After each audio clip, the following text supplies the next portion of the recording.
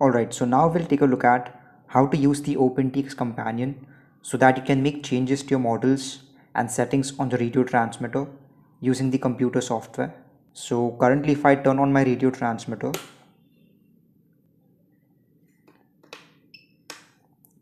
you can see that I have two models that I've created.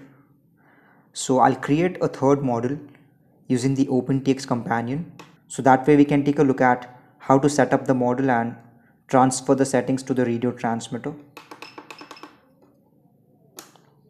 So I've plugged in all the jumper wires to the USB programmer and I've connected that to my computer. So I'll launch OpenTX companion. And the first thing that I'll make sure is I'm using the right radio profile. So I only have one profile, which is the TH9X, and I've selected that. And then you can go to the read write menu and select read models and settings from radio, or you can click on this icon.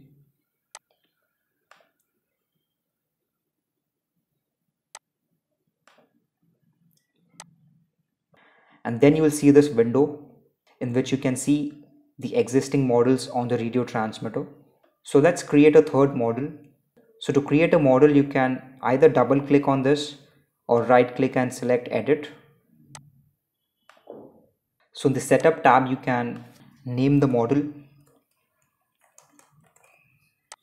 Then just as in the radio transmitter, you can enable the timers and select a particular switch or stick or channel so that you can keep a track of the timer for individual channels. Then if you want, you can select the throttle source or reverse the throttle. In the radio system settings, you can select the protocol. So we have PPM and various other options. So while flashing the firmware, if you enable DSM2 protocol, then you can select this. I'll just set this to PPM. I'll increase the number of channels to 10. Now in the companion, we have the option to set the failsafe mode. So you can set this to hold custom no pulses or receiver, but for some reason we don't have this option in the radio transmitter itself. So I don't know for certain if these changes will apply in the transmitter or not. So let's say if I set this to custom, ideally we should have a few options to make changes, but we don't have that here. So the best is to leave this to not set. Then we have the flight modes page, which I don't use. Then we have the input page in which you can edit the channels. So you can set the weight, adjust the curve and assign a switch. Then we have the mixer page. So for my Yeti XL, which is a RC car, I only use two channels to control the steering and the ESC. So I've only assigned two channels. Then we have the output page in which you can adjust the sub trim and you can adjust the endpoint, so the minimum and the maximum. And if you want, you can reverse the direction by selecting invert. Then we have the curves page. So you can edit a curve more easily in the companion than in the radio transmitter.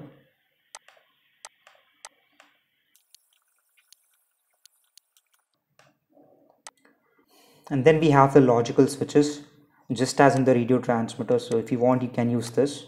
And then the special functions feature. If I want to add another line for an existing channel, I can right click and select add and then select the settings for that. So I've assigned a port so that I can control the dual rate of the aileron channel, which I use for my servo.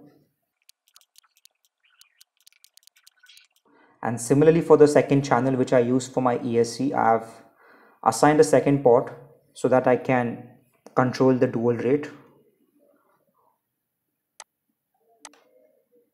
And once you have set all the settings for the model, you can close this tab. And if you want, you can either set this as the default. If you want, you can duplicate this. You can delete it or copy and use the other options. If you want, you can take a look at a preview of the model and the settings. So to do that, you can click on this simulate icon. So this is an actual preview of the UI of the TH9X. So you can use all the buttons and use them exactly how you would do it on the radio transmitter.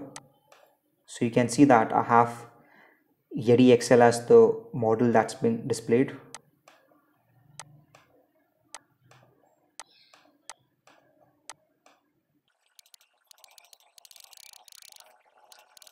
So you can use the simulator feature to take a look at the preview of the settings and the models. Now before we transfer the settings of the model to the radio transmitter, it's very important to keep this window open. If you close this, you'll have to start all over again, because to transfer the settings you have to keep this window open. And then you can either click on the first icon over here which says write models and settings to radio, or you can go to read write and select the first option. If you want, you can enable check firmware compatibility and then click on write to TX.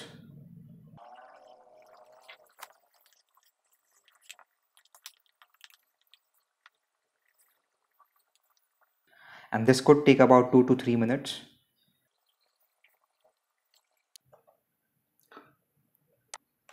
And before you close this window, it's a good idea to create a backup of all the models and the settings, so that if you want to restore the settings later on, you can do that. So to create a backup of all the models and the settings, you can click on the save icon or go to file and click on save as, and then save it. And then you can close this window. And to restore the files from a backup, you can click on open and select the backup file. And then if you want, you can edit and click on the write models and settings. So that way the settings from the backup can be transferred to the radio transmitter. So now let's switch over to the radio transmitter and see if the settings have been transferred. And now if I turn on the radio transmitter,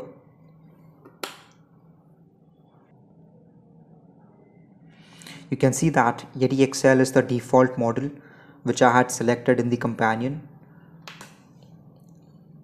And you can see that in the model list.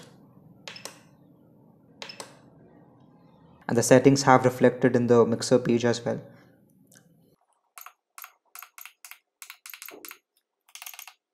So this is how you can use OpenTX Companion for the TH9X and use it to create or edit models and settings. So as always, I hope you found this video helpful, and if you did, please make sure to like it and subscribe to my channel. So thanks a lot for watching and stay tuned for more videos.